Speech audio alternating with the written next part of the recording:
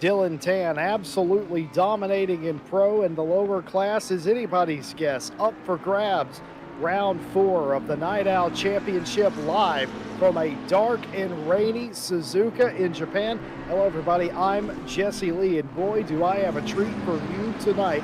Racing in the dark, in the rain. But that isn't the only Dylan Tan absolutely this evening, as you'll find that I am in pleasant company, as always, familiar company. The difference is the seats are all switched around. Yes, indeed, Ryan Mawson, who has called this series with me for several series, is in this commentary box, but he's the one providing you the pictures tonight. And beside me, providing the commentary, Benjamin Heilman, the man we all know as Stewie. Stewie, welcome in. Good evening, Jesse. And yeah, you mentioned it. It's a bit weird today.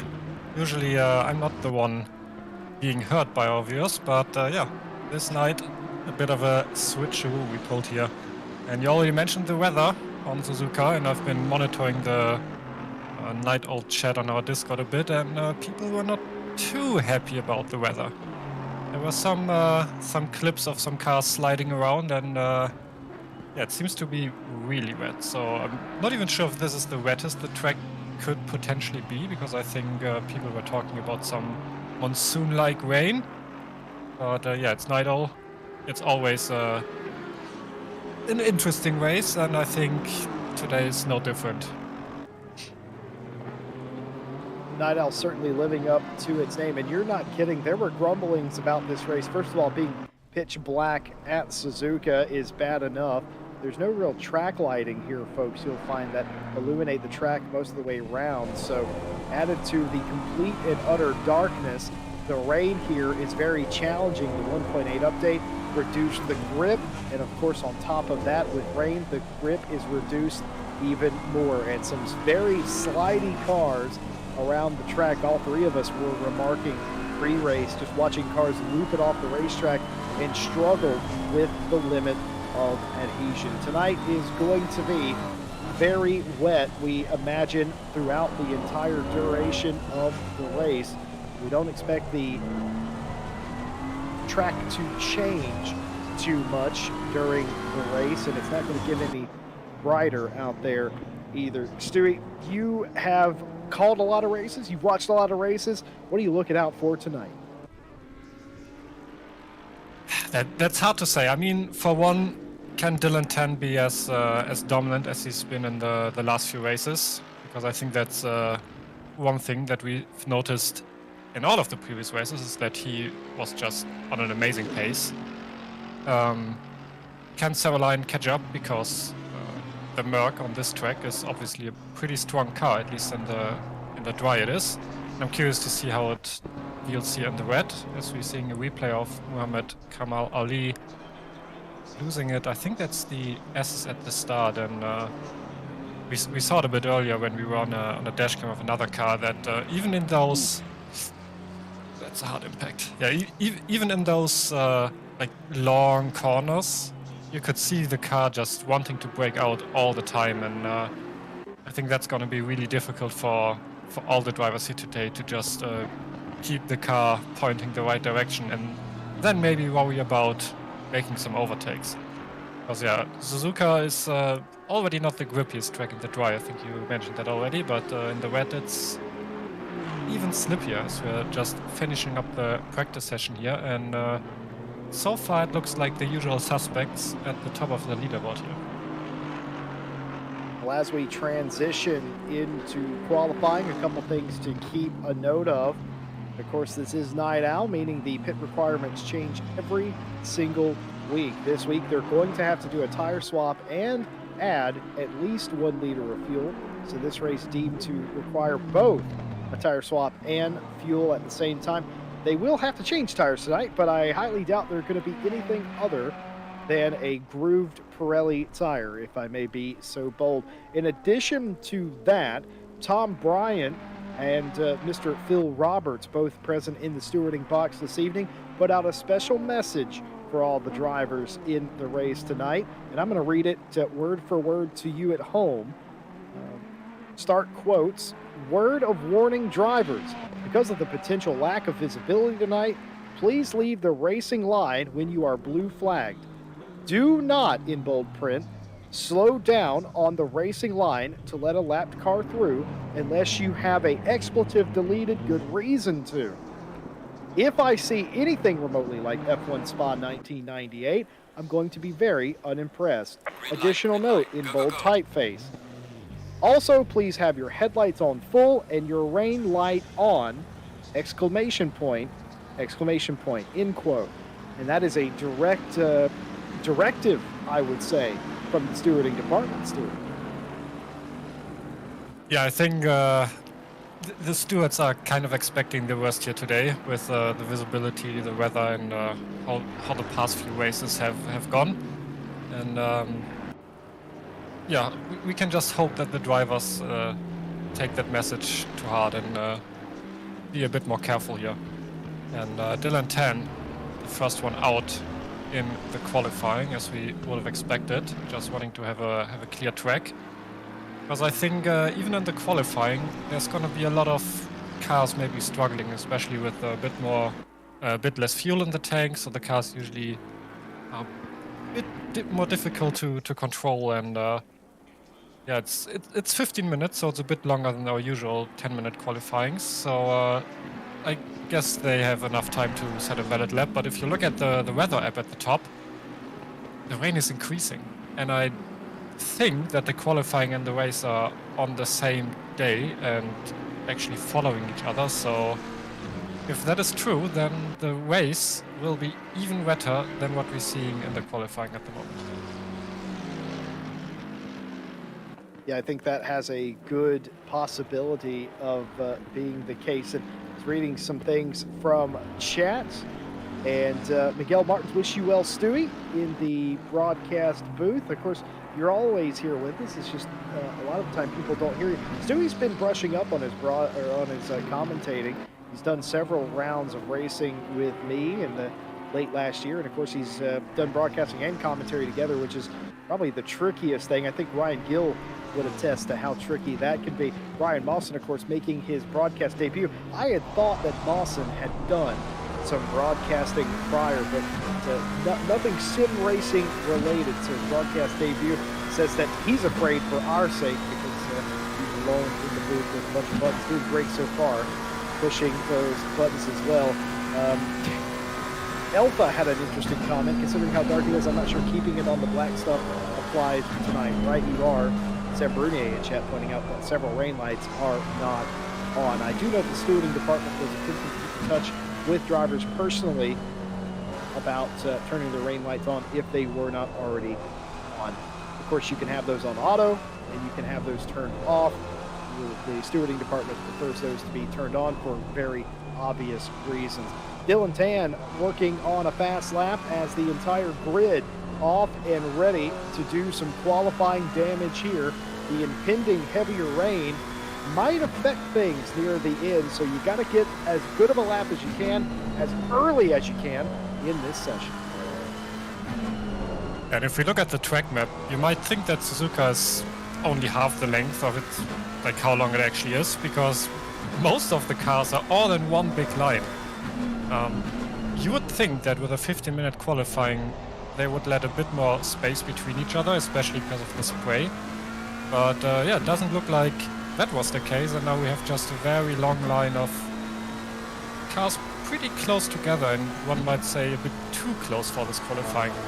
But yeah, Dylan 10 here on his first outlap, and so far it doesn't look like he made any big mistake. The car pointing straight forward most of the time, just a bit of slides here. So he's going through the spoon corner, now getting back on the back straight.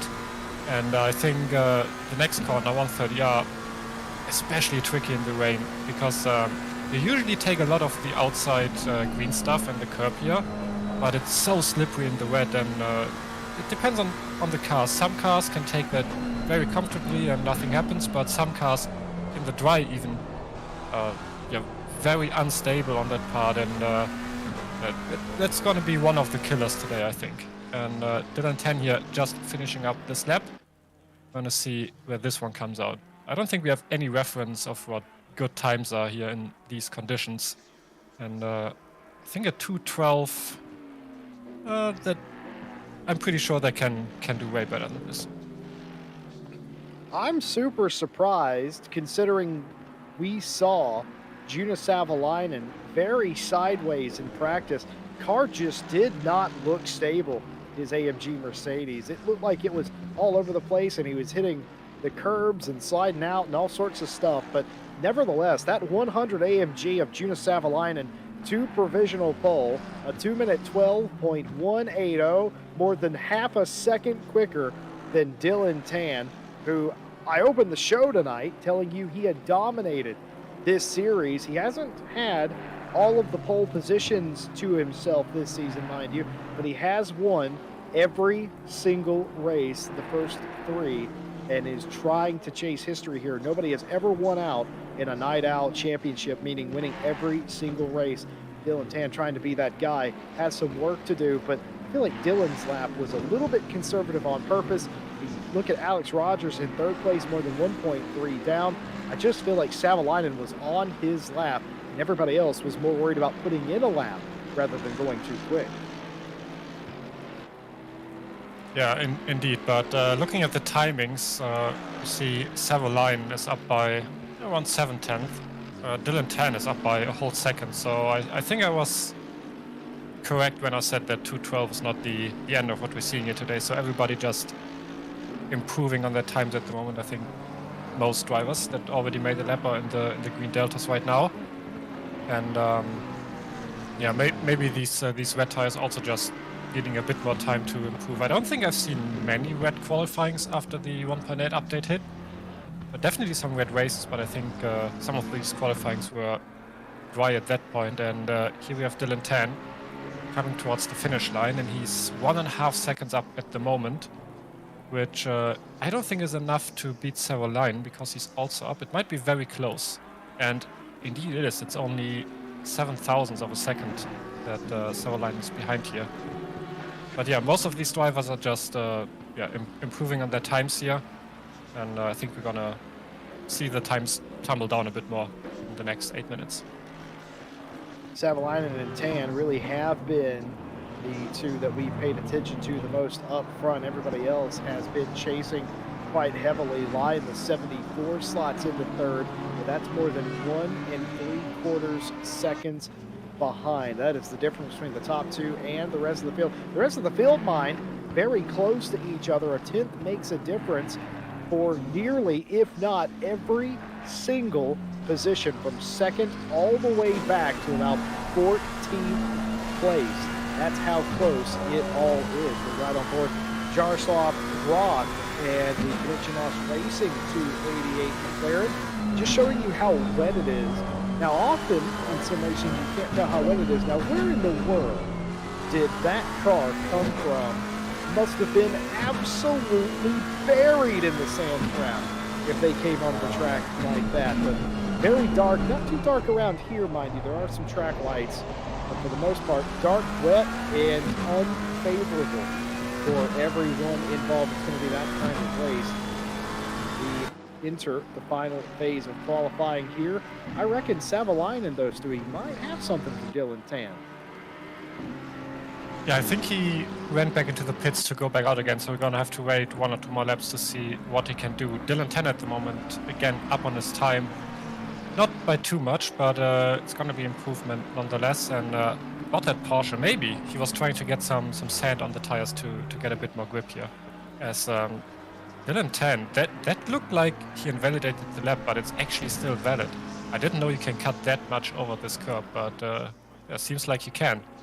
And as mentioned, he's going to improve by about 0.2 here when he comes across the line. And that's a big gap between P2 and P3. You mentioned how close the grid was. I think it is close, but only from P3 onwards. And Dylan Tan and Savalainen here just flying in front of the field. There's a few drivers that are up by quite a lot behind. Migazi is still up by over a second. We have Rogers, who's up by more than a second. Samuel Fock is up by over a second. So the usual drivers that we see at the front of the grid as Rogers just put himself into P3. I think we're going to see them at the top as well. They maybe just need a bit more time to adjust to the weather, or they didn't have a favorable position when coming out of the qualifying with all the traffic. So we're seeing Samuel here also struggling a bit with the car ahead and trying to get some space. Hopefully he can get past that car now on the straight to actually have a clean lap. Because this one is probably... Oh, it's still putting him into P6, so even with the time loss in the last sector, he still gained over a second. So yeah, I would expect him to improve a bit more. So, Samir Foch, I don't know if you guys have been following all week here at RCI TV, but just the races he's done in RCI, it's hard for me to gauge if he's happy with how things have went this week or kind of frustrated. He has had some races where it didn't go as planned, but was able to recover quite nicely. And he's had some other races where, well, literally in one case, he parted the Red Sea and ended up gaining a bunch of spots on a close your eyes and hope you make it through Days of Thunder, drive through it, you can't hold it kind of thing. But it's just so hard to tell if how Samir would feel about his week. But this is going to put a little grin on his face, getting that Ferrari up inside the top 10 and now can do some serious damage here in the final couple of minutes. Should get at least 2 more laps for the 888 Ferrari. Dylan Tan still leads the session, a 2:11.017, the mark to beat Jonas Savalainen, 3/10 behind in the 100 AMG. And Alex Rogers bumps back up to 3rd place. Nearers makes no difference, 9/10 off the pace, but still, we'll call them the best of the rest. Nagazi 4th, Jaroslav Roth inside the top 5. Nice to see Roth up there. Samir Foch, like we said, in 6th.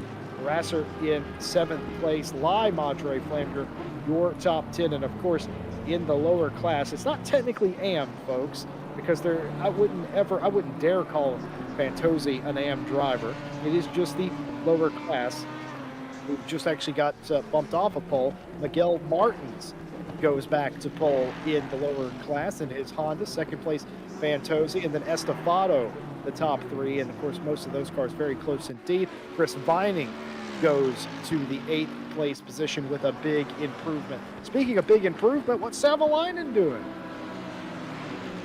Yeah, Savalainen currently up by 6/10 here. Meanwhile, Samuel put in a... In the meantime, Samuel put in a faster lap. He was also up by, I think, about 6/10, which put him into 4th place.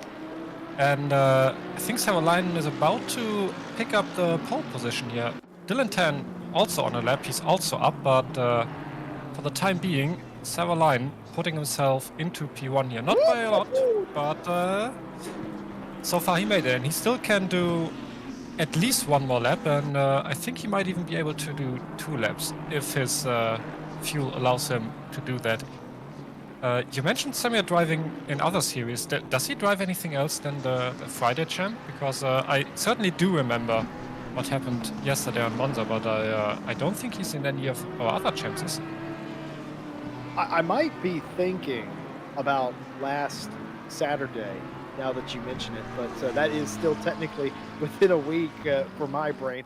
Covers so many races here on RCI TV. Like, subscribe, hit the bell for more. Of course, there always is more. Of course, we're back with you on Monday, then Wednesday, then Thursday, then Friday, and of course, the big 10-hour of Nürburgring with the World Tour. Next Saturday, no Night Owl.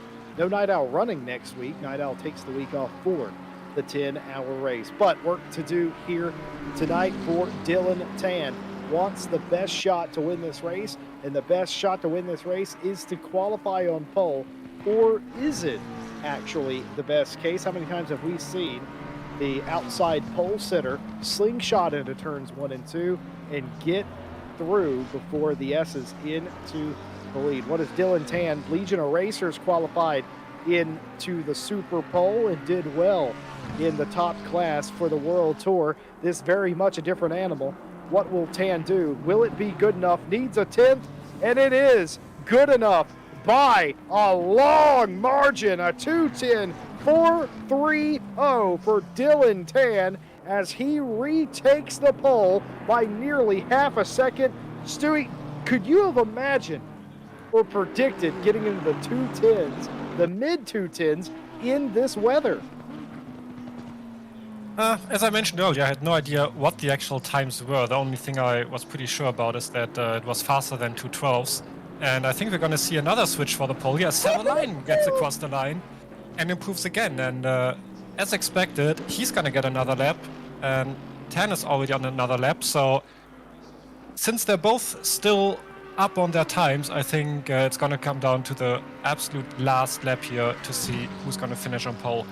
Alex Rogers, who improved by, I think, over half a second on his last lap, now returned to the pits.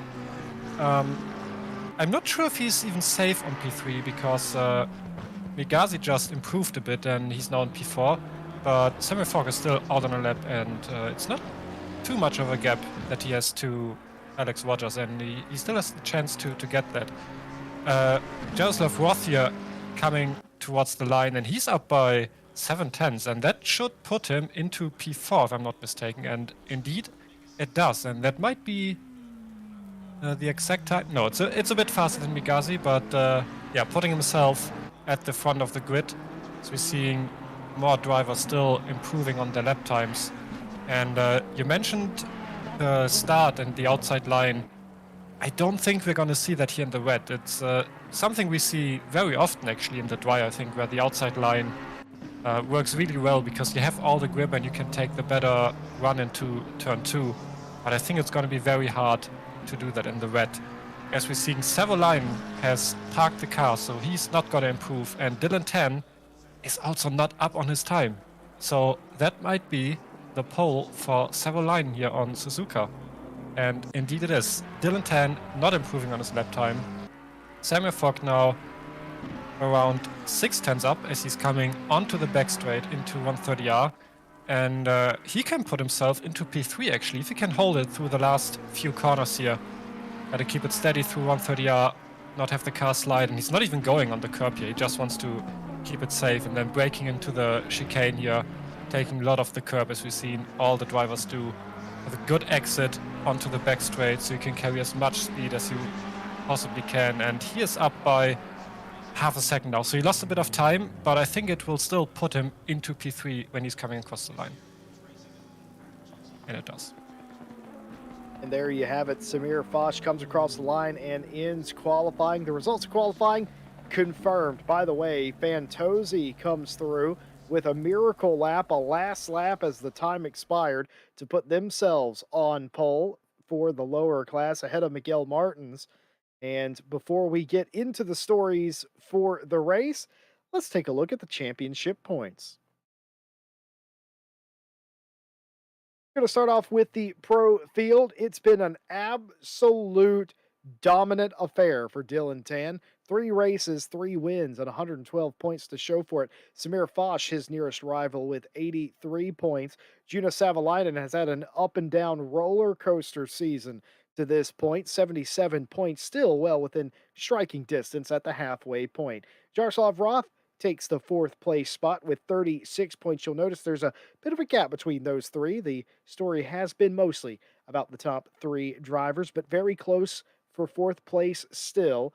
As Roth holds on to that spot, Vining rounds out the top 5 with 35, and 1 point behind here, Xavier Lai in the 74 with 34. 2 points behind him, Alex Rogers in 7th place. Giannis Tassopoulos in 8th place with 22 points, and a dead tie for 9th place between Thomas Pierce and Madre.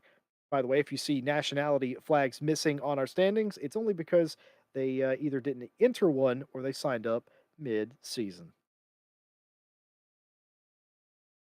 Second page of pro, you got Sir Williams on 18 points, so I think that's a 3-way tie for 9th place. John Aracer in 12th place with 16.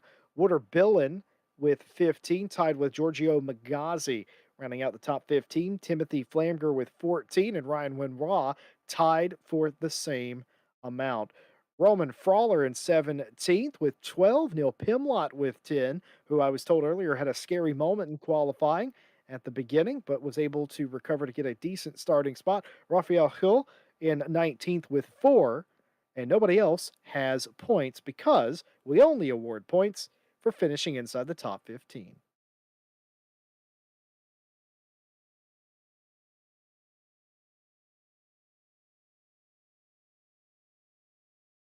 And all these drivers signed out.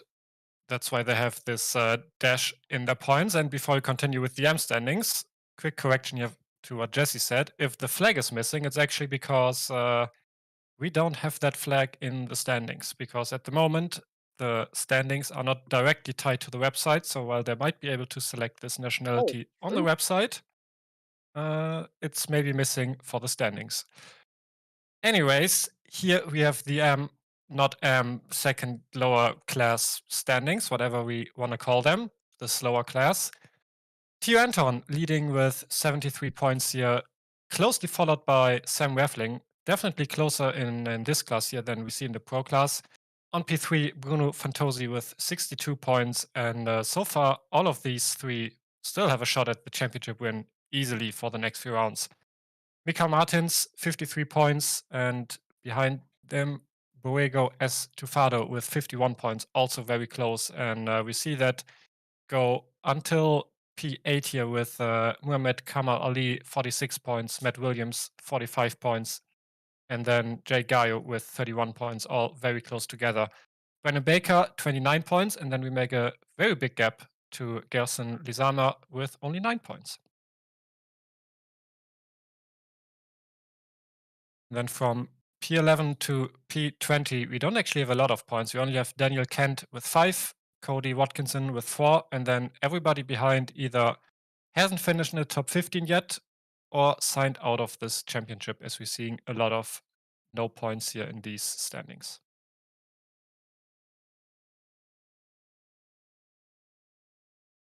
And as we're going back to the race, Jesse, you remember how I mentioned the qualifying in the race session being directly followed by each other? We saw the weather app show a plus rain cloud, and it actually changed to 2 plus rain clouds at the end of qualifying. And I did confirm that the sessions do actually following each other, which means we're going to have increasing rain for the race start and the race itself. Great, because that'll make it a lot better in the dark, in the wet, in a pack of 35 to 40 cars. That always makes it just a bit better.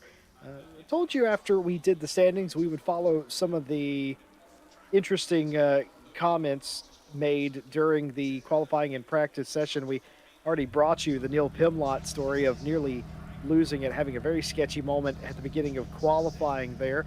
Miguel Martin's rant was up on his time and ran out of fuel in qualifying as well, so I had to restack that. Still got second in class for his efforts. I always find it interesting that we have drivers in the chat mid-race or sort of in between the sessions chiming in with their comments of how their session went. Absolutely love that, folks. Please do keep that up if you like.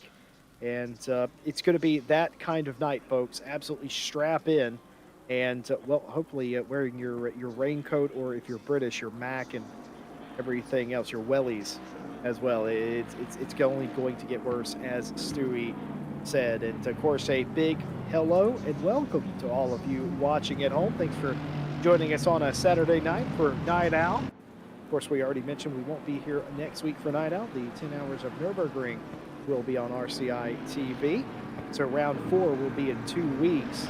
Excuse me, round 5 will be in 2 weeks. This is round 4 after all. And Stewie, with all that done, going to throw it to you. Does Juna Savalainen win this race? Why do you have to ask me these hard questions, Jesse? I love doing it to people. I love it. I mean, he's got a very good chance, because I do think that the Mercedes is just very good on this track, and it seems to be very good in the rain as well. I think what we can safely say is that Savalainen and Dylan Tan are just gonna drive away in the first few laps and gonna do their own race, while the rest battle it out for P3. I think it's gonna be very close between the two. Hopefully nothing happens to them in terms of like mistakes or crashes on their own, and they don't take out each other. But from what we've seen so far from Savalainen and Dylan Tan, they're both pretty clean drivers, and they know when to go in for the overtake and when to hold back a bit. But yeah, I think we're gonna see a very close race between the two. The pit stop gonna play a big role in how good they make the exit and entry to the pits. So I don't want to say who wins this because I don't want to put a curse on someone. All I'm gonna say is it's gonna be very close and probably decided in the last few laps. I'm going to go with an altogether different tactic. I think Dylan Tan best Jonas Savalainen again. Maybe on pace, maybe in the pit stop. I just think when you have Dylan Tan's momentum, I just don't know if it can be broken. By the way, one correction. I said that Night Out would be back in 2 weeks. That's not true. It'll be back in 3 weeks. They're taking 2 weeks off, of course, starting with next weekend because of the World Tour. So we'll be back in 3 weeks for Night Out competitions. This is the last race for a while. There is one more race in the month of February. I think that takes place on the 29th or something like that. So one more race in the month, but after a long break. And I don't know about you, Stewie, but I always enjoyed winning races right before a break because not only did you not have to get back in the car and defend immediately, you also had that extra week to relish that you had won something and you were the last one to win in that series. I don't know if that's a me thing or what, but either way, going 2 by 2 as far as the eye can see. I can tell you, as you can already see on your screens, the 414 is starting from pit lane. Now, it's hard to tell if that's on purpose or accidental. It's easy to accidentally do that. That just means you didn't drive at the right time, or when you were on the grid, you went back to the garage and now you're stuck there. Either way, they can still start from there once the grid has gone. And in some ways, it is almost a defensive tactic that drivers use, especially in rough weather conditions. 2 by 2 as far as the eye can see, ready for round 4 of the Night Owl Championship here in a rainy, wet, and dark Suzuka. 1:30 in the morning, 1 hour of racing, a pit stop with a tire change and refueling required off into the distance. But first, a run down into turn 1. Will it be Savalainen or Tan? They make up your front row. It's green. Tan gets the better run on the outside down into turn 1. Savalainen has the preferred position. Tan sees the writing on the wall and ducks into second place, stopping Samir Foch. Samir Foch up to third place around Rogers. An excellent start and a 1-by-1 single file procession. A couple of cars off in the back, but otherwise a pretty good start. Yeah, it seems that so far, especially turn 1, has been very clean, and we saw Foch there cutting off Alex Rogers, and that looked very close to somebody spinning their car around. But so far, still pretty clean. I don't think anybody here wanted to try to make any aggressive moves in lap 1, especially with the tires still being not the grippiest they can be, and we can see here from John Race's view that even from quite far back behind the car, the spray is there. Let's just say it like that. And if you try to follow a car very closely, it's going to be very difficult to see the braking points and corners even. So yeah, and you mentioned the 414, I think it was, and yeah, you might be right. Maybe he just didn't want to deal with any carnage here at the start. But yeah, so far, still all cars in a big line.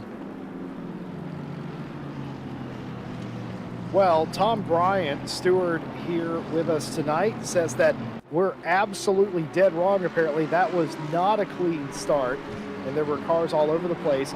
We didn't see any of that. We saw the first about 15 cars completely clean, but I'm being told by Tom that P7 got spun in front of the field and there was a calamity. We didn't see that. Our camera angles did not support that. Don't doubt that that didn't happen. The stewards do see everything after all.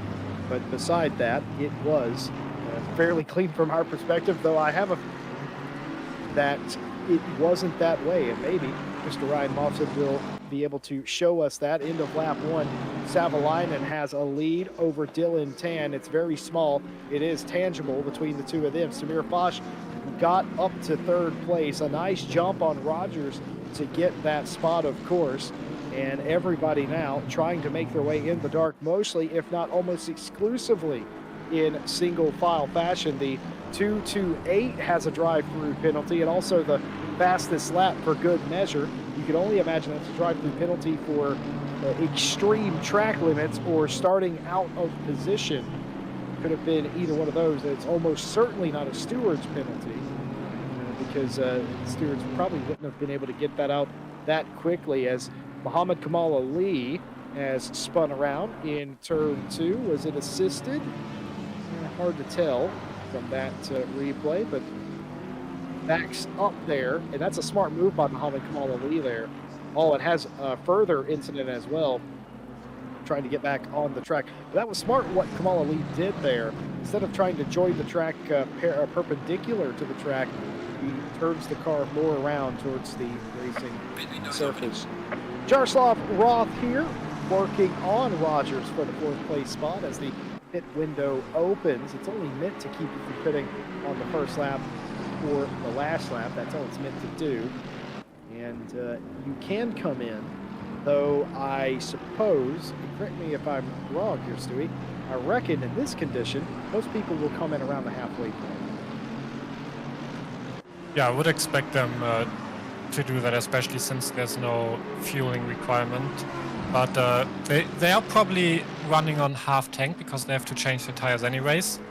And since the rain is most likely not going to stop, they're just going to drive the tires for half the race and then just switch them out. As we're seeing Roth here go pretty wide, and I think he just went a bit too fast into the corner and just, instead of trying to turn too aggressively, just took the track cut to stay in the race. He was pretty close behind Rogers in sector 2 there, but then lost a bit of the time through the spoon. And look at the timings. Savalainen is already 2 seconds ahead of Dylan Tan, and then the same for 10 to Fogg, also over 2 seconds ahead. That's something I didn't expect. Oh, he's gonna lose it! Roth here sliding a bit through the corner. Luckily, a pretty big gap behind him, so he could rejoin safely without waiting too long.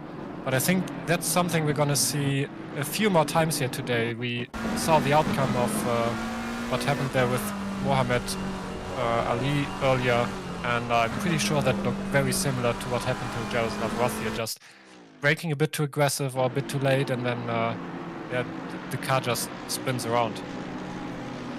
The 183. A lot of yellow dots Dylan there in turn 1 at the off. moment. The 96 has had an issue as well in turns 1 and 2 respectively. They get it going. The 420 has brought their car, that's Bruno Madra, down pit lane.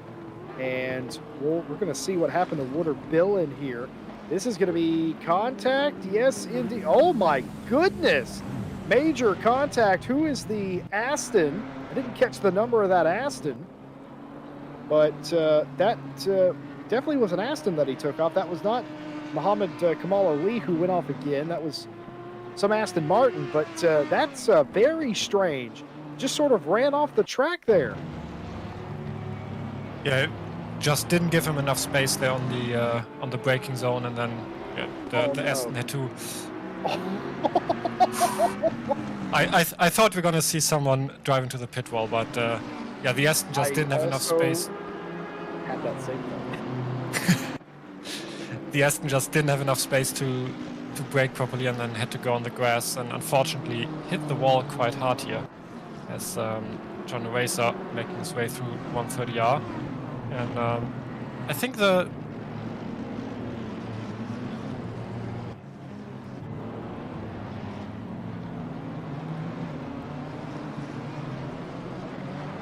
Well, Miguel Martins says qualifying second was the best that he had done in quite some time, or maybe ever in RCI. I find that almost hard to believe, but either way, Fantozzi beat him to pole, but Martins is currently leading in their class. Actually, he's not. It's a battle between him and Fantozzi, and they are going at it. Fantozzi now yielding the lead back to Miguel Martins, and here comes Fantozzi again. It's an excellent battle for the lower class. I know it's an AM placard, but these drivers are anything but. Side by side, up through the snake, as they call it here.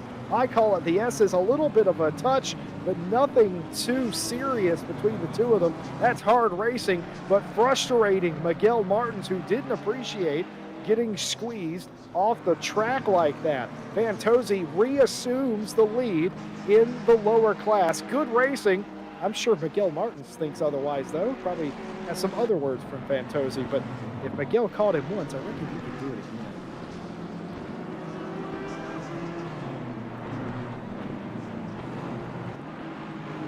Roman Frawler here in 9th place, in the middle of it all. Might be 8th place after John Eraser just drove off the track there. Just missed it in the hairpin, and the 699 loses a spot, and Roman Frawler will take that. Now, Chris Vining in the 113 Audi looking to gain a spot on Eraser here. Oh, he's going to have contact there. Eraser and Vining have contact leading up to Spoon. They both go spinning off the racetrack.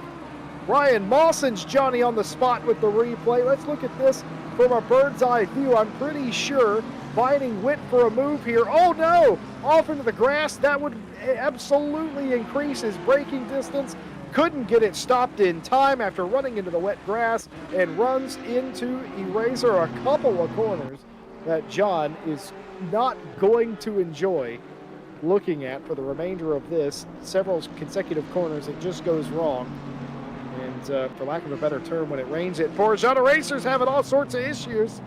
Nearly loses it right there. As I wonder if they'll come in and pit right now. Normally when you're having a lot of issues like that, you just come in pit and change the tires and you reset in your mind. He's not doing that. But that car clearly is very loose. Yeah, that looked like a massive moment for him here, bringing up the heart rate a bit, losing the car in that corner and then just saving it. And Martins here trying to get the position from Fantozzi as he's going a bit over the curb here in the S's and luckily not touching the grass. But yeah, the weather conditions definitely not easy here as Roth is now very close behind Megazi, and obviously he lost a few positions when he was behind Rogers a few laps ago, and now trying to make his way back up the field. And we can see the spray here. As mentioned before, it's very hard to see the braking markers and the curbs and everything, and just keep the car on track. But he's not giving up, and he wants that position back from Megazi. It's just very difficult to make any moves here. I think turn 1 is still one of the better options to try and do that, just because there's a lot of runoff space, and it's usually where these overtakes happen. Apart from that, you kind of just have to hope that the driver ahead makes a mistake, and maybe you can pressure them into a mistake by being very close behind. We kind of saw that here a bit, as Megazi was just sliding a bit with his car, and that just put Roth very close behind him, but of course not close enough to try to go on the inside there. And now it's just back to following him and trying to get that mistake out of him, as we're seeing Roth again very wide, and I think we saw him earlier do the same. And I'm not exactly sure how the track limits are in the rain here, but we know that Suzuka is not the best track for going off the track, because there's a lot of corners where you can very easily get the track cut and collect some drive-throughs. Usually in the rain it's not as strict, but I think you still shouldn't try the game here on that point and cut too much. And I think that was definitely one of the situations where he might have gotten a cut. Yeah, it's one of those things that you do not want to test it. I know that the wet racing track limits, of course there is different rules for a wet track versus a dry track with the way the automated track limit system works, and I do know that they changed it with 1.8, that it is a bit more strict than it's ever been, but it's still more lenient than it is standard, as we have a BMW taking a rally cross line through the snake there. That's Giannis Tassopoulos, who is having a bit of a struggle in that sector. And unfortunately for Giannis, people saw that. Neil Pimlott's right behind you. He saw you do that. But I think, if anything, he did nothing but lose time, so the stewards might not mind that as much. Speaking of, I get asked from time to time why I like to do broadcast commentary, stuff like that. Well, I just like racing in general, and on top of that, I love a good racing story. How about this one? The 228 of Watkinson went in to do an early pit stop, didn't know he had that drive-through penalty from the start, and if he wouldn't have come down pit lane and noticed he had to take that drive-through, he probably would have been disqualified. His strategy accidentally saved his race because he had no idea he had the penalty. Also, the 732 of Ryan Renoir appears to have spun his car and later retired. And that might be the first retirement of the race. Adding to all of that, the lap 1 issues have been settled. No further action for contact between the 183, the 732, the 113, and the 778. The 183 turns in too much and causes contact with the 732. 15-second penalty for car 5 for taking out the 812. Racing incident between the 812 and the 183, minor contact. A drive-through penalty for car 18. Avoidable contact with the 183, resulting in a takeout. We're now seeing Migazi here being very close behind Javier, and I think he's got away from Jaroslav Roth here a bit, as he's also wiggling a bit with the car around, but he seems to have a bit more pace than the driver ahead, but obviously it's very hard to make the overtake here in the S's. You just have to follow the car and hope for the best on maybe the exit here.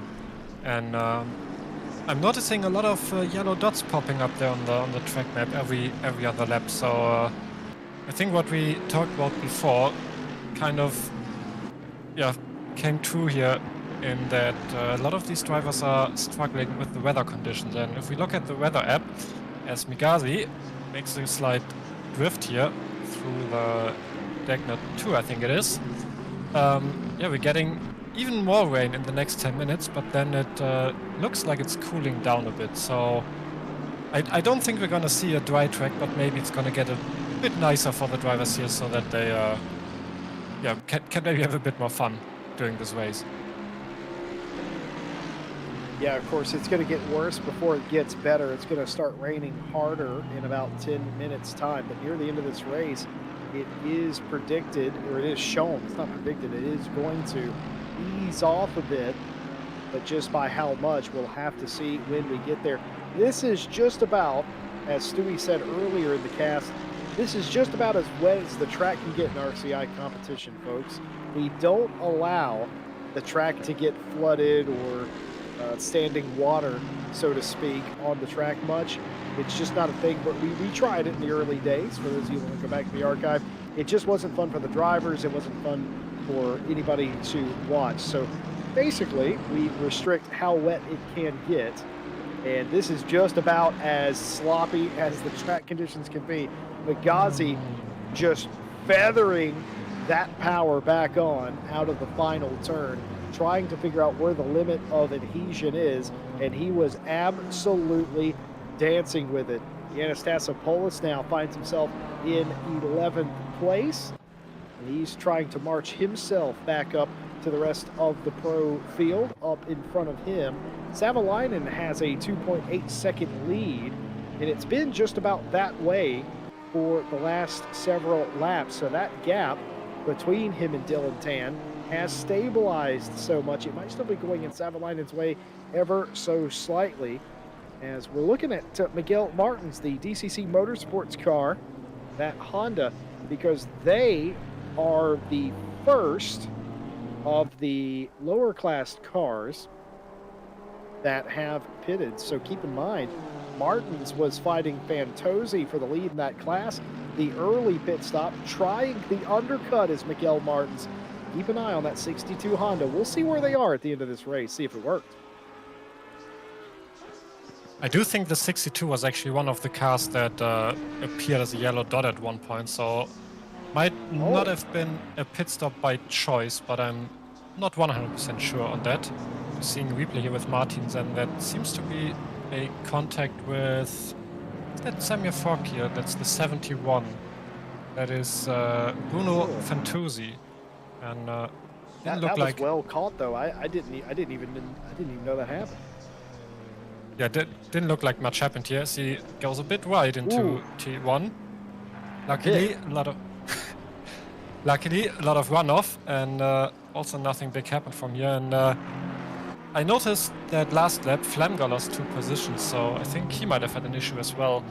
But yeah, in general, it seems like every time we go back to a car that we've been on 1 or 2 laps before, the gap's totally changed. And I think that's one indicator of how difficult it is to drive consistent in these conditions, because yeah, for 2 laps, you might be the faster car and then you catch up to the car ahead, but then you make a mistake and the car behind just yeah, gains on you. So these gaps just changing every other lap, and Rogers, that also looked like a slide here. I'm not sure if that was just the camera angle, but definitely did look like he was sliding with that corner. So we're watching Vining here very close behind Anton, and a lot of these M drivers are actually ahead of the Pro drivers at the moment, and I think we also saw it in the qualifying.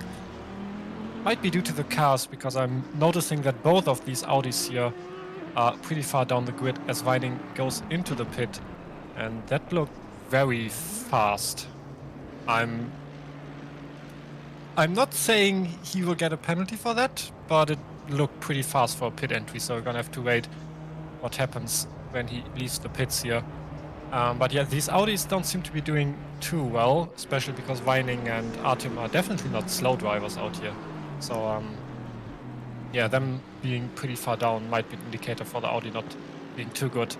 And here we have Fogg and Rogers. Rogers seems to have caught up a bit to Fogg again, and that's kind of what I mentioned before, is that these gaps just keep changing when drivers make some mistakes, and you lose so much time in the wet when you make a mistake, because it takes quite a lot of time to get back up to the speed depending on where you lose that time. So we might be seeing a fight for P3 here in a bit.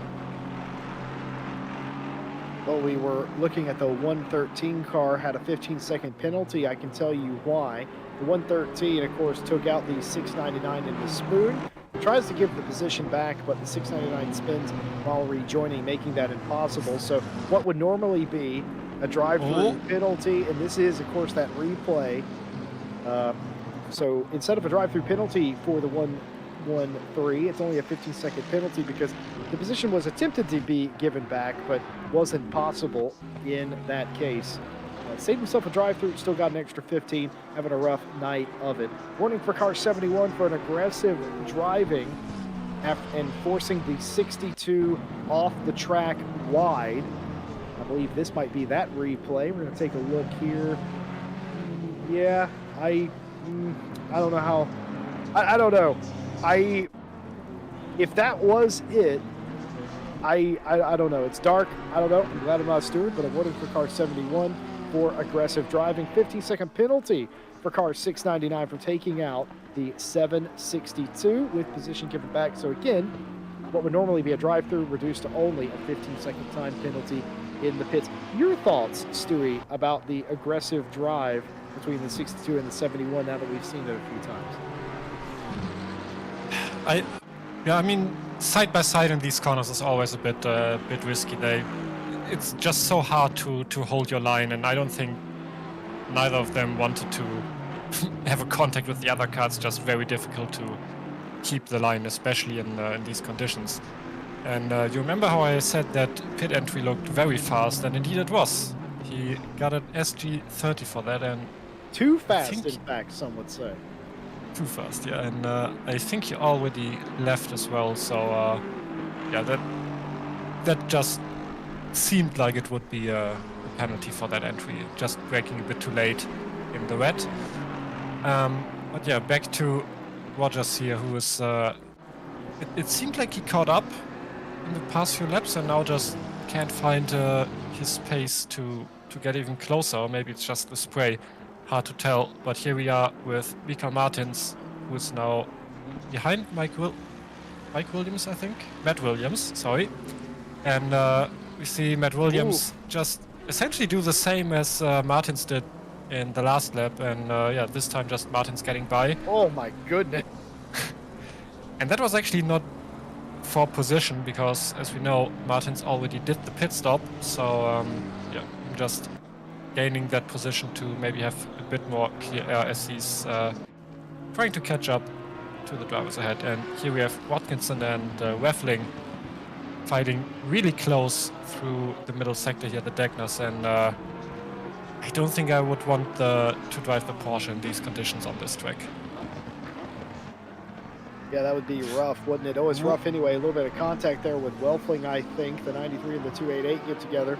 No harm and no foul there as they come together, but nothing comes of it, which is the best case scenario. Watkinson now has fallen off the back of Weffling a little bit. I think the 228 has already been down pit lane once in this race and will have to do so again for a pit stop. I believe this is the car that had the drive-through penalty for the start infringement or something therein, but they didn't put them too far behind. They're only in fourth, but again, they still have to take their pit stop. The first of the pro cars to pit, or should I say the furthest up of the pro cars to pit, because I'm pretty sure Madre in the 420 was the first pro car to pit, is this man, Jaroslav Roth, the Connection Lost Racing 288 McLaren. Has come in and done their stop ahead of the halfway point in the race. I'm still betting the farm, Stewie, on most of the drivers up at the front coming in at the halfway point because it just makes sense. If you leave it too late, I don't think they'll do that in the wet. I think that works completely fine. In the dry, I think in the wet, you need to split it in half and potentially make an air pressure adjustment if you need to make an air pressure adjustment, because even though it looks the same to us, the track conditions certainly have changed, and not for the better. Yeah, we're seeing that the rain is going to decrease a bit, but it's not going to be fast enough to have any significant impact on the race here. And yeah, I think you're right. I think most drivers here will pit at the half point of the race. And just looking at the top of the grid here, Dylan Tan still 2.5 seconds behind Savoline. That hasn't really changed since the start of the race. Rogers, I think he lost about 1 second to Fogg here now since the last time we looked at them, as Savoline is actually now encountering some backmarker traffic. And we have another one who went a bit wide. Who's that? I think that's the 555. There was definitely something with a 5 in there. Okay, it wasn't. It was the 699. But yeah, I think it's just braking, turning in, and then some miscoordination with the inputs, but well held from Johnny Racer here. Barely even getting sideways, just losing a bit of time and just waiting for the cars to go by, rejoin safely, and continue on with the race. Yeah, credit to the 699. Got spun earlier in Spoon, continuing at it, getting the pit stop, and of course also now has a 15-second penalty of their own. And it's been a rough night for John Arazer, and continuing on, we've had a few DNFs so far, but this is not one of them. Daniel Kent, one of the strangely few American drivers, despite the fact that what the Night Owl Championship was supposed to do is supposed to give North American and South American drivers a fighting chance at a later, more casual start time for a big event. And we have had our fair share of American, Brazilian drivers, Canadian as well, of course. But for every one of those, I feel like there's two of these. Alex Rogers from the UK and Matt Williams from Australia. And the thing about Australia is, isn't it really early in the morning in Australia? Wake up sim race for Matt Williams, perhaps. Yeah, we've had quite a few, I mean, it's, let's say, a handful of drivers from Australia, US, and I think Anderson, is he in the race today? I'm not sure, but he's also one of these drivers. And yeah, here we see Matt Williams and Artem fighting for that position. Of course, it's not for standings position because they're in different classes, but I would assume that Artem would want to get by rather sooner than later to maybe not be held up if he's even being held up. And I just realized he went into the pits. So scratch what I said in the last 20 seconds. And yeah, Matt Williams here just driving ahead of a backbone. Well, he was in our chat earlier. He goes by FCR in our chat, I'm assuming, and he said that can confirm track conditions are sketchy, and well, we've certainly seen that play up. Here, let's reset the race for you real quick. Give you the headlines of the race. Juna Savalainen out-qualified Dylan Tan and had as much as a 3.5 to 4 second lead.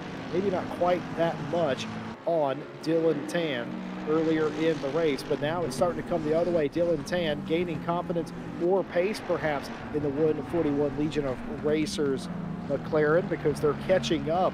They've halved that lead. It's went from 1.7 to 1.5 in that sector alone. Dylan Tan is coming back to the front. Samir Foch had a great start, got by Alex Rogers, who has not dropped off the back of Samir, mind you. Those two drivers, Samir and Rogers, still fighting over the third place position. Matter of fact, there they are in the same picture together. Lai has had a fairly quiet race, all things considered, in the 74, rounding out our top 5, as Javier Lai has not really had too many people to deal with in his own class, for better or for worse, out in clean air, away from most other people. Magazi chasing behind. In the lower class, I know they're AM placards, but they are not necessarily AM drivers. Fantozzi took the pole in that class and has driven away for the most part. Bruno Fantozzi doing a great job. Earlier was having a whale of a battle with Miguel Martins, who has had issues of his own, and subsequently have pitted. Anton running second in that class in the 762 Bentley. Not much bad to say about Tio Anton, who has done a great job keeping the car on the track, pointed in the right direction, but well adrift of the leader in class. Miguel Martins has somehow, on a wing and a prayer, driven back up through the field, folks, and I mean that. He's driven up through some of the pro field and the majority of the AM field to get back to third in class. He was happy with his second place qualifying effort, but he might be looking at a chance for a win tonight if he can somehow work his early pit strategy to get back up there, and that has been through the race. Juna Savalainen, by the way, I didn't mention this, he currently has the Speed Juice fastest lap of the race award. That is what the magenta number 1 means. He's first in the race, and he's also the fastest car, so he has a magenta driver order number. And I think what we're seeing here with the fastest lap of Savalainen, because his fastest lap is a 2:12.9, so let's call it a 2:13. But most of the recent laps have been in the 2:17 to 18 ranges. So I think that's because of the weather, which got significantly worse from the start to up until now, I assume. So drivers just getting slower and slower, but I think we should start seeing the times go up again as the weather will get a bit better in the next 10 to 30 minutes. And yeah, the gap still hasn't really changed between Savalainen and Dylan Tan. It's just about the 1.5 to 2 second mark the entire time. Same for Rogers here, who's been about 1.5 seconds behind Samir for the past almost 10 laps, I guess. And yeah, the grid is just pretty stretched out at the moment. We don't really have a lot of very close fights. It's just here and there when someone makes a mistake and gets pushed back a bit. We have a short scuffle there on the track. Migazi here, first one of the cars that already pitted. It's going to be interesting to see where he comes out. I think he was in P5 or P6 before the pit stops. And Jaroslav Roth was short behind him and actually overtook him now. Did Jaroslav Roth just get out of the pits, or did Migazi make a big mistake? Because we just saw the standings switch over, but I did not see any reason why that would have happened. Bruno Fantozzi has had a whale of a last lap or so. I was told the 71 spun in 130R and then came to pit lane and sat there. In fact, I'm being told by our broadcaster Mawson that he was several seconds slower in the stop as well. That is music to Miguel Martin's ears. He will be in front of the 71 as Jaroslav Roth absolutely saves it and nearly goes backwards, but somehow through the power of prayer saves it in the spoon. Let's ride on board with Jaroslav Roth and listen. Oh, what a moment for Roth. He was completely sideways. If he would have been any more sideways, he would have looped that car back around. But saved is the 9th place driver. I reckon you could do that, Stewie, but I couldn't do that. Yeah, and I think at this point he just knows how to catch the car, because that was the second or third time already we've seen him slide the car a bit. Not in that corner, but in general. And in the meantime, we had Dylan Tan do his pit stop. Same for Javier Lai, and they both came out now, and they should be ahead of Higazi and Joseph Roth, and indeed they are about 10 seconds. So the question is, when will Savoline make the pit stop? Because I would expect that Dylan Tan now can do a few laps that are a bit faster because of the fresh tires. So yeah, seeing Savoline going to the pits right now, and that's also pretty quick, but that looked like he slowed down on time.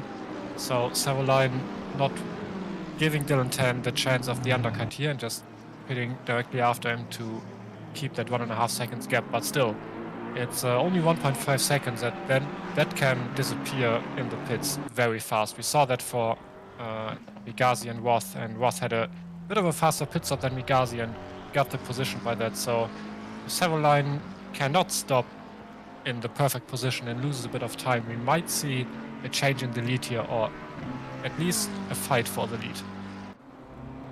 Keep in mind, Dylan Tan has taken the lead mid-race before, after he has lost it through the power of a quicker pit stop. What does Savalainen have in store? What does anybody else have in store? You saw Savalainen sitting in his pit stall. This is Dylan Tan. This should be the race for the lead.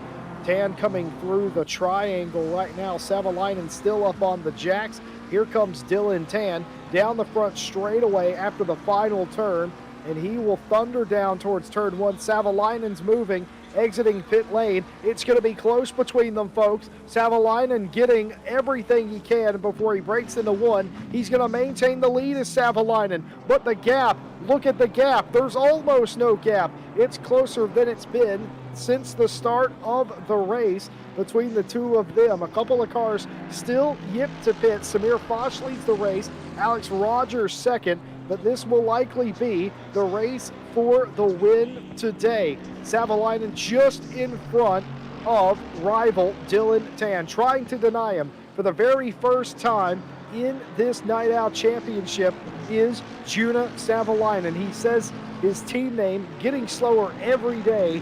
I don't buy it. The man's had a pretty decent week as far as racing is concerned on the RCI TV network.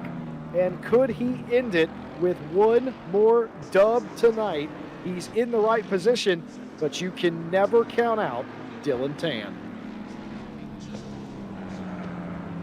And you mentioned a pretty good week for Savalainen.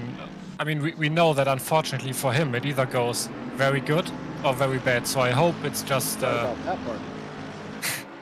I hope we just see him continue this good streak for a while now, and yeah, not have one of these bad races. As Joseph Roth here, very close behind Javier Lyon. That almost looked like they made contact and took each other out there. Oh my! Was that Magazi in the background nearly losing it?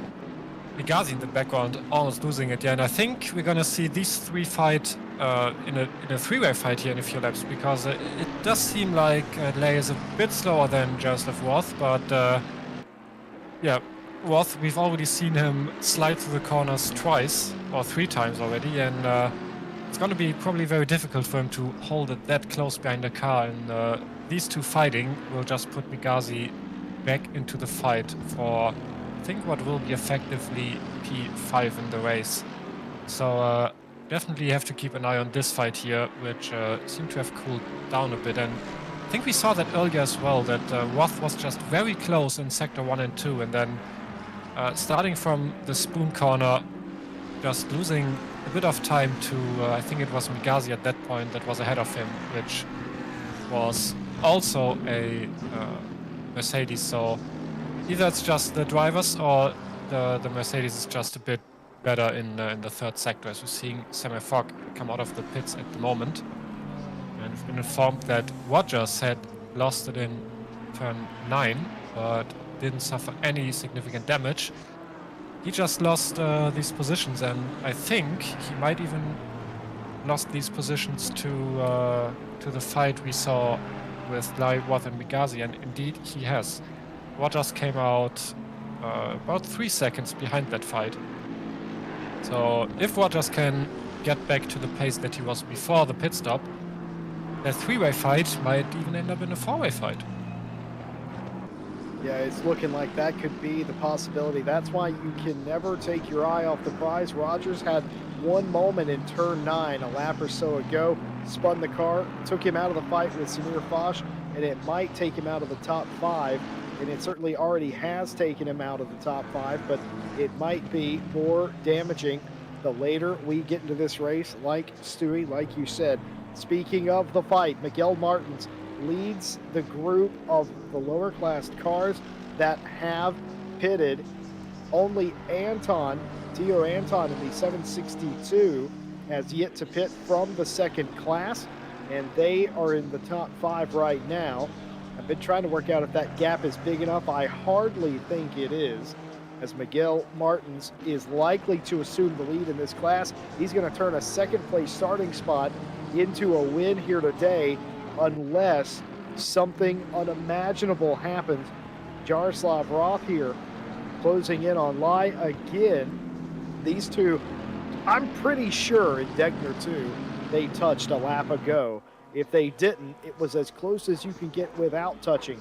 Meanwhile, back at the front, Rafael Frawler hits from the lead in the number 6 BMW, giving way to Savalainen and Tan, and that's all that's in it in the gap between the two of them. It's been at 1.5, 1.7 seconds for the last 4 or 5 laps. That even includes the pit stop made. No net gain or loss on the stop for either driver realistically. And all of a sudden, once again, that 2-horse race that we are so familiar with. And looky here, Samir Foch is the other car's pit. Frawler's in, Anton is in as well. That has put Samir Foch up into 3rd place. If you remember the championship points we showed you after qualifying, those are the 3 drivers, not necessarily in that order, but those are the 3 drivers leading this championship by a wide margin. No surprise, even despite the weather, that those 3 are the 3 at the sharp end of the field.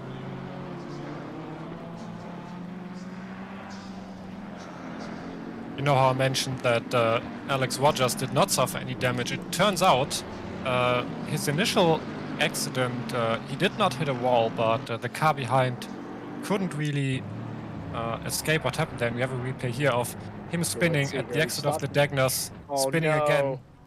And then the 699 of Eraser just, essentially T-boning him because, well, he essentially just spun right ahead of him, and I don't think there was any way he could have avoided that, which means Rogers did definitely have damage. It looks like he fixed that in the pits because he had quite a long pit stop compared to other cars. But yeah, if he fixed it, I think he still has the chance to catch up. If he didn't, not exactly sure how sensitive the Aston is to side damage. But yeah, here we see Neil Pimlott, who is catching up to Frawler, and these are 2 BMWs close behind each other, and it's I don't think they've been close in this race so far. So Neil Pimlott maybe just picking up a bit more pace after the pit stop, and Yeah, another fight for that is P8, as we're being informed that Fantozzi, who was, I think, leading the second class for quite some time before all the pit stops happened, has spun himself. We're gonna have to see where he actually came out, but that means that Martins and Anton are pretty much alone at the front of our Anfield here. Yeah, Fantozzi has had a additional incident by themselves as far as we can tell. Down to third place in class. Anton slotting into second, up from third in the 762 Bentley. We stay with VR Racing's Neil Pimlott in the 713 BMW, trying to get by Frawler, who briefly led this race right before the pit stop. This fight for 8th place, just about the closest we have right about now. It's a fair battle, too, between two BMWs as well. As I will tell you the state of the stewards box. They have not had a high workload today. They've got enough work to keep them, but not a high workload. They've taken to making fun of themselves on the penalty sheet as well. Apparently, Phil has been given a penalty for hitting all of the walls all of the time. Thoughts, Stewie? I guess that's a fair assessment there. As I don't know if you saw that, but Roth sliding with his rear again. So his car seems pretty loose, but he's still keeping up with Lay. They did put a big gap to Migazi though, and I'm pretty sure Migazi just had an accident because he was ahead of Rogers, and here we're seeing that replay. That is a 34 and a 370. I think that was a back marker, and he just tried to pass him, got a little bit of contact, and spun himself around, which means Rogers is now following Roth and Lay here in that fight, who are, I think, closer than they've ever been before, except we're again in the last sector, and the gap has gotten bigger. So we've seen it always, Roth being very close, sector 1, sector 2, and then losing the time. I hope that was only a back marker giving the space, because the closing speed of Roth to whoever that was looked very dangerous.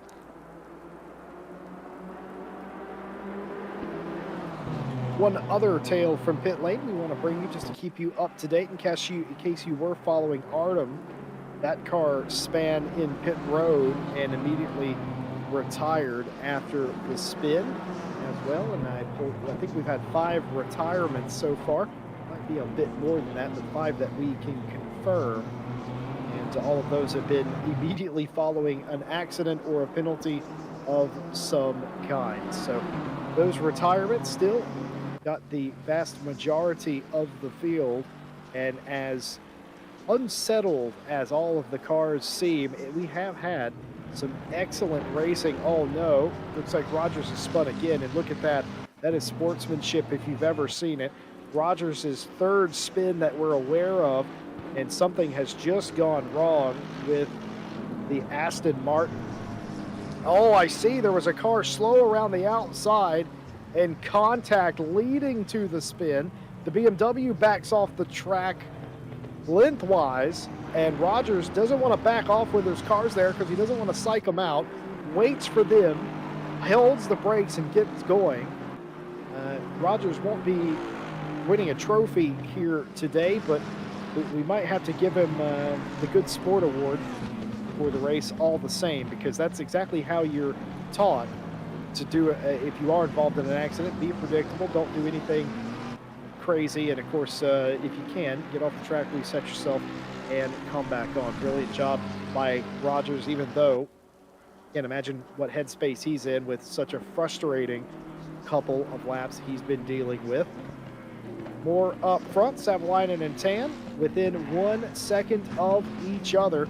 13 minutes left to go. Stewie, is it going to take a mistake from Savalainen, or can Dylan Tan do this without any sort of help? Can he get up there and actually race him in these conditions and take that spot away? I mean, it seems like he's been slowly catching Savaline here over the past few laps, but I'm not sure if he's that much quicker that he can attempt to pass, as that was a Ferrari with a very close rejoin here on the track.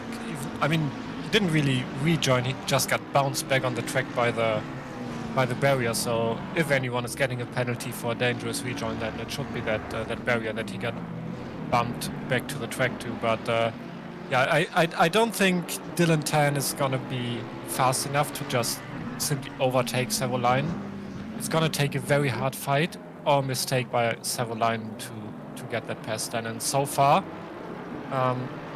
Savaline didn't seem to have made any mistakes, and as I was saying, that it looked like he went pretty wide into the hairpin there. I'm not sure if that was the usual line or if he just outbraked himself a tiny bit now that the pressure is coming from behind. And yeah, I just wanted to get back to Rogers again, and he had such a good race until a few laps ago, and then it just started going downhill from there with his self-induced spin and what looked like a car rejoining on the track, or maybe it was actually just a slower car just leaving space and him unfortunately just sliding into him.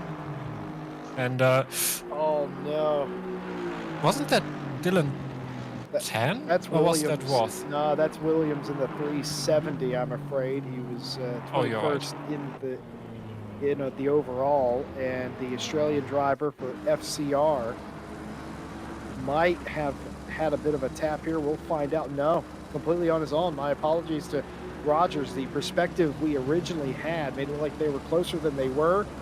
The replay reveals absolutely not even close. And you know what that was, Stewie? You've done it, I've done it, we've all done it. One tire in the grass in the Dunlop turn there can absolutely spin you around, and it's claimed another victim. And I think Rogers was actually quite lucky that he was these 10, 15 meters ahead, because he could have easily been involved in that by the spinning car. So lucky for him, he wasn't. And we're back at the front here. No, we're actually not. We're with Williams. These cars just look too similar in the dark. I think Dylan Tan and Williams both have a very, very dark Welcome livery. To my personal hell. And both have some purple on the car. Yeah, Dylan Tan just has the purple on the car, and Williams has the purple on the lights. I think that's what's confusing me. I see. Listen, I can pick up what you're putting down. I got you. I just want to touch on Roth. We just saw him a minute ago in the 288. He's running 5th. Martin Lawrence is loving it because Jaroslav Roth, the connection loss driver, is running, well, a connection loss setup made by Martin Lawrence, the man we call Jesus around here. We do apologize if you are religious in any way. We don't mean any Semitism about that, but we do call Martin Lawrence Jesus. He's set up Jesus. He's racing Jesus. And the reason we call him that, by the way, is because he basically drove through a crash, Bruce Almighty style, once. And we gave him that nickname because everything parted. We might have started calling him Moses, now that I think about it, because that's Moses that did that. Rather, besides, Roth making Martin Lawrence proud tonight, driving up inside the top 5. And he might not be done if he can catch back up to lie in front. He could get 4th place out of it in the final 10 minutes. Got some traffic to deal with, of course. Traffic, or is that him? No, that's him. Let's just lie in front of him. I thought that was traffic. It wasn't traffic. It is indeed for position. Final 9 minutes of the race. Tan has lost 0.6 of a second on Savalainen, who is cool, calm, and collected up front and shouldn't have too much in the way of lap traffic in front of him. Redford in chat jokes about the 71 Fantozzi. Redford says, as soon as I joined, Fantozzi has dropped all of his spots.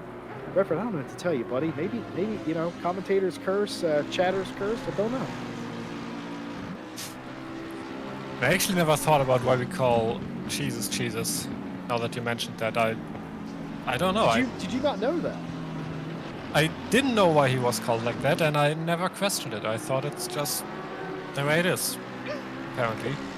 But that's why I called him. Yeah, Roth here still on the hunt for Lay. I think he's been chasing an AMG for the entire race. First it was Migazi, now it's Lay, and pretty sure he's gonna be sick of seeing that back end of the Mercedes here after after today's race, especially because he just can't seem to get past them. He always gets very close and then something happens and he loses a bit of time, but this time Lay here sliding a bit, and I think this might be one of the closest we've seen them together.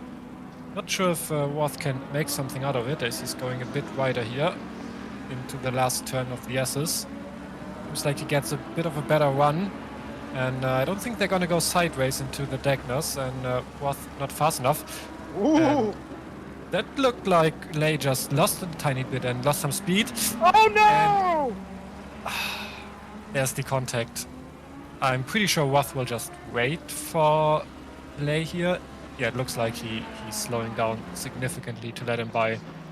He just does not want to get the position like that, and just wants to keep fighting for it. He's got to be careful here in the hairpin to not impede the other driver making that move. And here we have Lay getting past. Didn't look like he got too much damage from that. So yeah, we're back to where we started.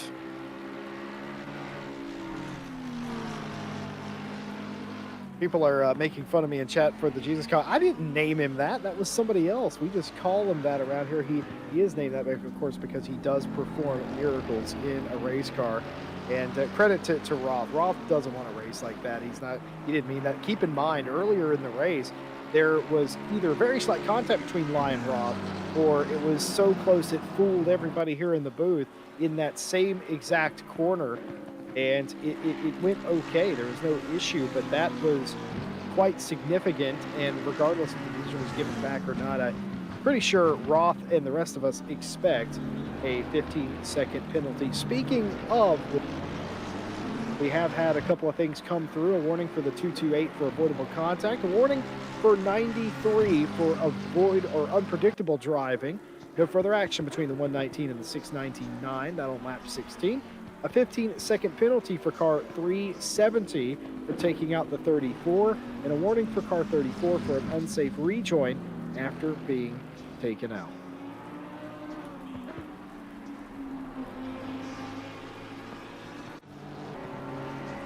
Switch to Miguel Martins here, who is currently leading the lower class or M class or slower drivers.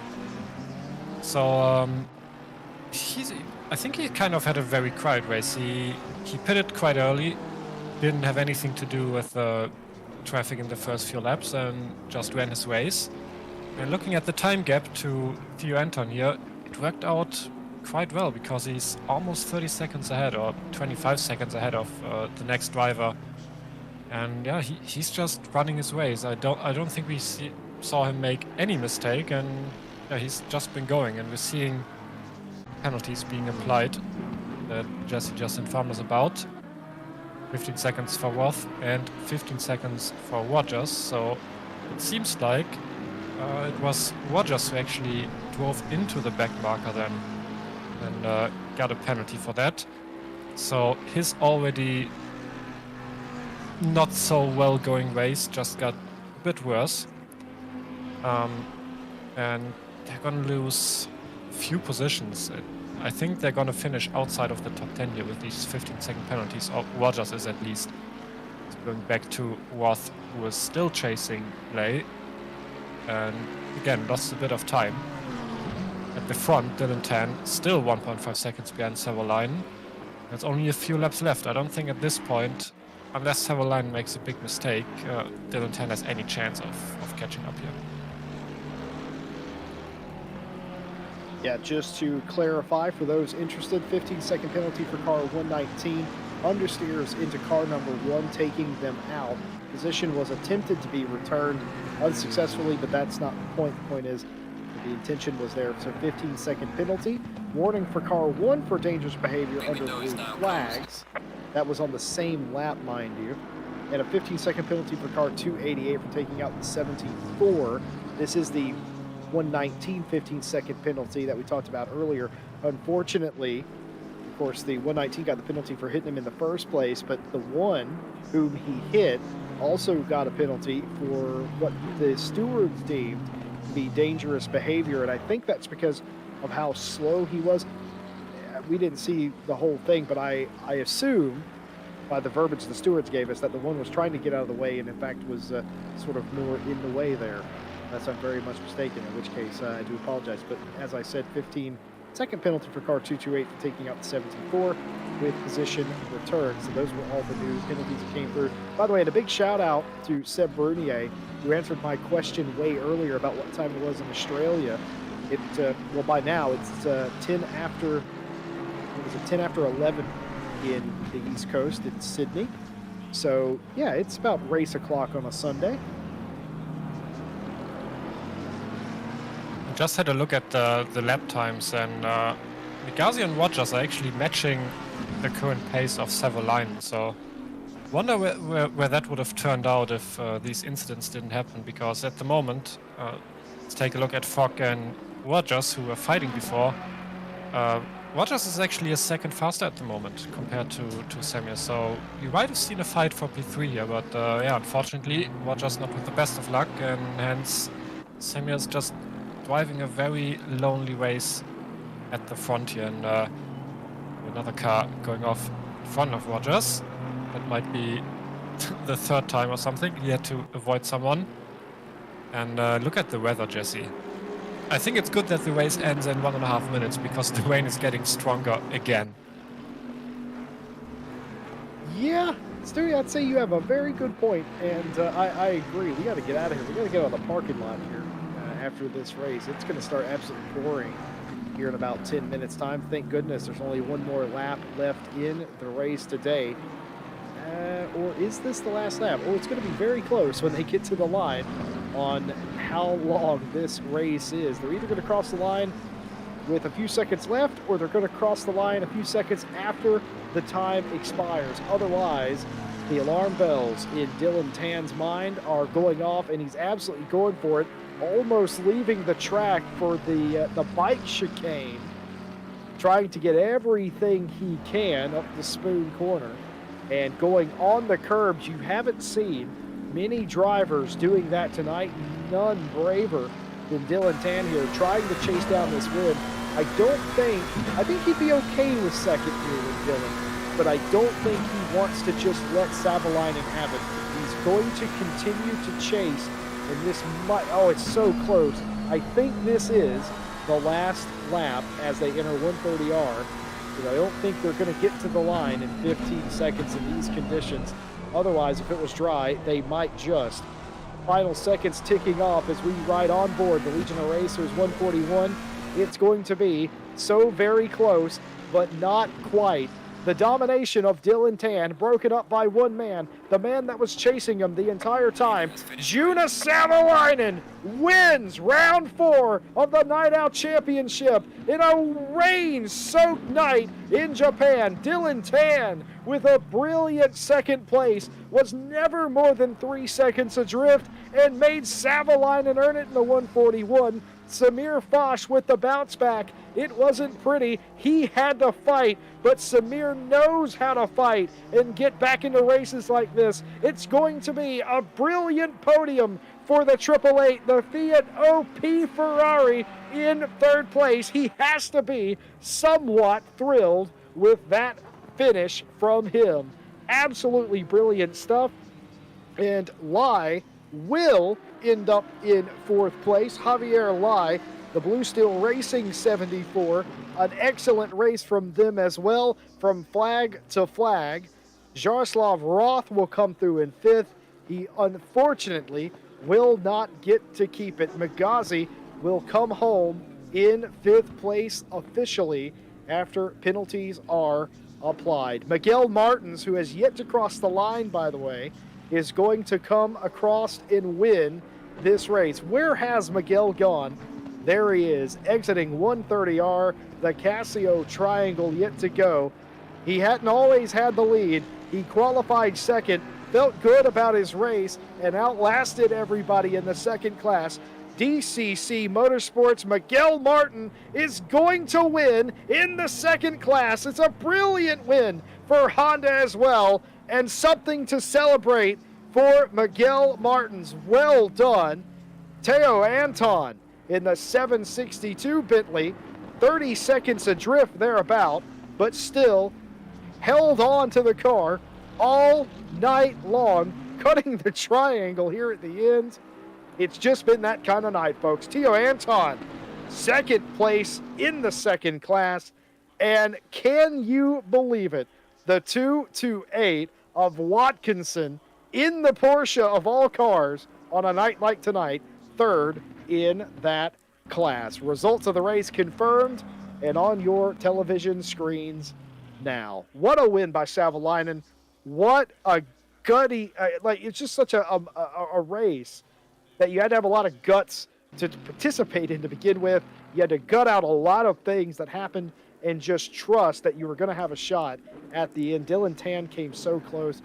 But for Miguel Martins, who was fighting for that, Fantozzi had issue after issue and ended up winning the race from second place. Anton and Watkinson as well. My goodness, a lot of awesome stories coming out of tonight. And I think for Savalainen, this was a very sweaty race because he always saw Dylan Tan in the mirrors, essentially. I think at the start, it looked like he was kind of driving away with it, but then Dylan Tan just caught up, and we've mentioned it during the race. I don't think the gap has been bigger than 2 seconds for the entire 60 minutes. So, yeah, just in these conditions, knowing that the guy behind you can just take the lead with any mistake that you're making, and being so clean for the whole 60 minutes. Just a phenomenal job by Savalainen. Yeah, Savalainen absolutely deserved it today. We talked about maybe Dylan having a shot around the outside. You said no dice in the wet. Turns out you were 100% correct. Savalainen controlled this race. Savalainen allowed Dylan to get close, but knew that he was going to have to make a rash move if he wanted to get by him. Savalainen had just that little bit of pace. Qualifying might have won Savalainen this race, but that's not the true story. He still had to race for an hour. He still had to have a perfect pit stop. He did all those things. Savalainen puts one in the win column, and so does Miguel Martins as well in the second class today. And it was all mixed up at various points. There were times in both classes where we thought, will they, want they? But in the end, Savalainen and Martins in both classes. Excellent stuff. Excellent racing. A lot of sportsmanship, as a lot of you in chat have pointed out as well. And, well, now's the time that before you leave, we invite you to like, subscribe, hit the bell for more GT racing action. We'll be back with you on Monday for the continuation of the Euro Masters Cup.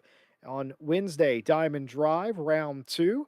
And Thursday will be the GT4 Championship. Friday, well, the Friday GT3 Championship. No Night Owl for a few weeks, but instead, we invite you to join us this Saturday for the 10 hours of Nürburgring, the RCI World Championship, the World Tour Championship, as we call it, starts off with 10 hours of the Nürburgring. Pre-quali, done. Qualifying, done. Super Pole, done earlier in the day. It was spirited, and I am looking forward to that. You don't want to miss it. Hit the bell. Join us for that. On top of all of that, well, of course, we have to thank all of our partners that make this race and every race possible. RaceDepartment.com, your source for sim racing news. AK Informatica for providing our server solutions. Driver61 and Driver61.com. You can get 25% off your driver coaching by using our discount code at Driver61.com. Driver coaching can make you a quicker and a better racing driver. Code is in the description. Fanatec.com, the authority on sim racing gear and hardware. Just released the Gran Turismo GT wheel, the direct drive wheel. You can find that over at Fanatec.com and simracing.gp. If you're tired of the pub racing scene or can't get enough sim racing, join simracing.gp, join a community, get racing today. Doesn't cost you a single thing to sign up and get racing. And that is just about it from us today. Stewie, final thoughts on a rain-soaked race in the dark. Way cleaner than I expected it to be after the previous night owl races we've seen. I think the stewards already mentioned that it was the cleanest race this season by far. And I guess part of that is that most of these accidents just happened by the drivers on their own without any contact. But yeah, pretty clean race and yeah, closer at the front than I would have expected. Well, I'm going to defer to you, Stewie, as the expert. Ryan Mawson, we talked about it throughout the race, his very first broadcast working the cameras. He's, of course, sat beside me and several other different broadcasters over the past year or so, even turned pro as a commentator himself. But his first race broadcasting as a professional, what is your thoughts of Ryan Mawson's job tonight? Uh, yeah, he did. I mean, I don't have any complaints. Let's say it like that. That is the highest praise you're gonna get out of a German, Ryan. I just want you to know that was it. You know, that other than him saying he loves you, that's all you're going to get. Ryan, excellent job behind the cameras, excellent direction to us tonight, and of course, a big thank you to our stewards, admins, and everyone here at RCI and the family that keeps this thing going. We couldn't do it without every single one of you. Normal service resumed on Monday for the Euro Masters Championship. Can't wait to see you there. Until next time, we'll see you later. Have a good night. Good night and see you next week.